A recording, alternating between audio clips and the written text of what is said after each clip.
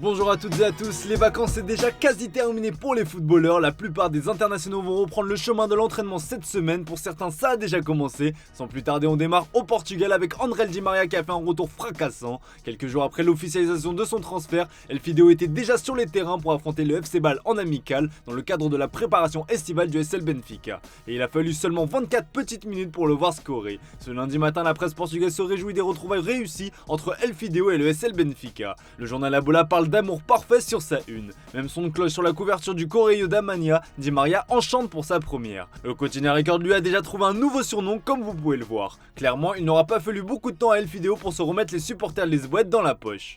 Et ça c'est tout le contraire de Harry Maguire qui continue sa descente aux enfers du côté de Manchester United. Le défenseur fait la une du Manchester Evening News ce matin et pour cause, ce dernier s'est vu destitué de son brassard de capitaine. Un coup dur comme le rapporte le tabloïd anglais. Cette décision a fait beaucoup de mal à l'intéressé qui n'a pas tardé à réagir sur les réseaux sociaux. Via un tweet, Maguire n'a pas pu cacher sa déception tout en faisant part tout de même de sa fierté d'avoir pu être le capitaine des Red Devils. La décision du coach Eric Ten Hag fait les gros titres de la presse anglaise comme vous pouvez l'imaginer. Le Daily Star explique que le défenseur des Three Lions était furieux après avoir appris la nouvelle. Même chose dans l'encart du Daily Mirror. Clairement cette action pousse Harry Maguire vers la sortie. Selon The Sun, Manchester United a fixé son prix à pas moins de 50 millions d'euros. Avis aux amateurs. Direction l'Italie désormais avec l'Inter Milan qui veut se venger de la Juventus. Doublé dans le dossier Romelu Lukaku dont on va vous parler dans un instant, les Nerazzurri sont sur le point de recruter Juan Cuadrado. Non prolongé par la Juventus après 8 ans dans le Piémont, le Colombien va s'engager libre. L'Inter fait Cuadrado, placard de la Gazzetta dello Sport dans son édition du jour. Ce choix fait d'ailleurs particulièrement enrager les supporters bianconeri. Comme vous pouvez lire aussi, le journal Papyrus fait le point sur les nouveaux plans en attaque de l'Inter.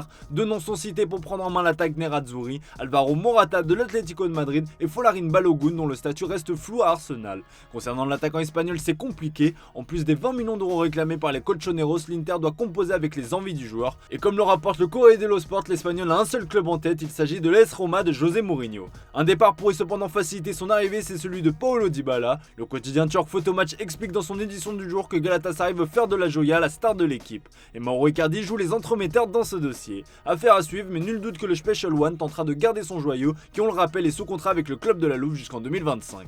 Allez, on file en Espagne les amis, et pas de une dédiée au foot car Carlos Alcaraz fait la couverture un peu partout au pays pour son exploit face à Djokovic à Wimbledon. Alors on a feuilleté les pages intérieures et le Mundo Deportivo fait le point sur la future arrivée d'Oriol Romeu. La signature du milieu de terrain de Girona est tenue pour acquise après le sommet entre les deux clubs, l'officialisation n'est plus qu'une question d'heure. Preuve en est, le coach Xavi lui a déjà réservé une place dans l'avion qui emmènera les Blaugrana aux États-Unis pour la tournée de pré-saison.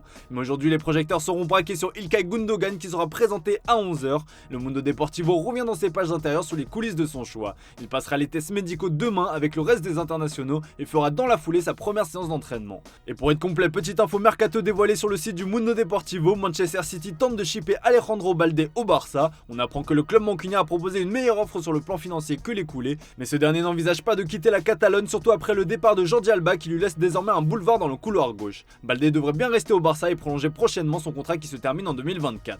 Allez, on termine ce tour de la presse sportive en France avec le retour surprise de Xavi Simons, mais comme on vous l'expliquait hier dans le JT, ce ne serait qu'un retour express pour le néerlandais. Dans son édition du jour, l'équipe s'amuse en titrant sur la situation du joueur. Partir, revenir, repartir, et bien le joueur de 20 ans devrait bien signer un contrat de 4 ans avec le PSG avant de filer en prêt. Probablement du côté du RB Leipzig pour continuer sa progression avant de revenir dans la capitale pour se battre pour une place de titulaire. Un autre joueur pourrait suivre la même voie mais lui ne devrait pas revenir en cas de départ, il s'agit d'Hugo Ekitike. Le jeune attaquant ne fait pas partie des plans du PSG qui tente par tous les moyens de s'en débarrasser. La Gazzetta dello Sport expliquait hier que le club parisien aurait tenté de l'inclure dans le deal Vlahovic. Et bien ce lundi, le journal Papyrus révèle qu'il pourrait rebondir à l'Atalanta. Le français fait partie des joueurs ciblés en cas de départ de Rasmus Højlund. Une belle porte de sortie pour le joueur devenu indésirable dans la capitale. Et clairement une valse des attaquants se prépare cet été et le Corriere dello Sport fait le point dans ses pages intérieures sur les dossiers chauds. Celui de Romelu Lukaku est notamment mis en avant, mais on apprend également que le Bayern Munich veut se venger du PSG en cas d'échec dans le dossier Harry Kane. Comme vous le savez, l'anglais est le plan A des deux clubs, Vlahovic est le plan B du PSG, mais aussi celui du club bavarois visiblement. Une offre de 60 millions d'euros est évoquée par le quotidien transalpin en cas d'offensive du Bayern Munich pour Vlahovic. Ce plan de secours s'explique par le fait qu'en Bavière on s'inquiète de l'issue du dossier Kane. Bill nous informe que le club bavarois a peur des conséquences des déclarations d'Uli Hoeneß notamment.